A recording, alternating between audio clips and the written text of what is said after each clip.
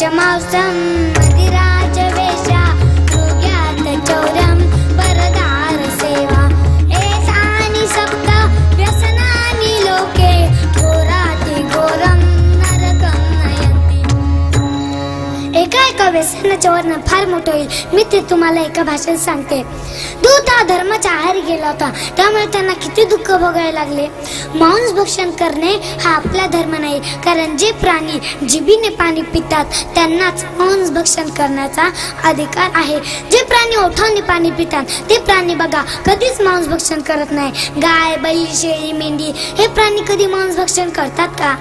शास्त्राच्या विरुद्ध वागणारा असा एकच प्राणी आहे जो ओठाने पाणी पिणारा व मांस भक्षण करणारा। तो प्राणी बघितलाय का तुम्ही कुठे? त्याचं नाव माहिती का? जाऊ द्या, मला माहितच आहे, तुम्ही नाही सांगणार, मीच सांगते। त्याचं नाव आहे मानव प्राणी। इतर प्राण्यांनी आपला धर्म सोडला नाही, पण या माणसानं आपला स्वतःचा धर्म सोडला। आई, याच्यावर बाबांनो, कुठलेही व्यसन करणं हे खूप वाईट आहे। दारूचं व्यसन सुद्धा खूप वाईट आहे। याच्यावर मी तुम्हाला एक उदाहरण देते। आईचं दूध आटलं तेव्हा चालू केली दुधाची बाटली, शाळेत जाऊ लागलो तेव्हा चालू केली पाण्याची बाटली, माध्यमिक शिक्षण सुरू केले तेव्हा चालू केली थंड्याची बाटली, उच्च शिक्षण सुरू केले तेव्हा चालू केली बियरची बाटली। तिने तहान नाही भागली, मग चालू केली देशी बाटली। ती का बरी नाही वाटली? मग चालू केली इंग्लिश बाटली।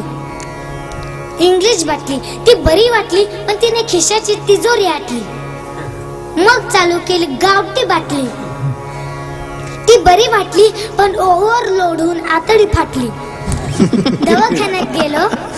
दवाखान्यात गेलो, डॉक्टरने लावली सलाईनची बाटली।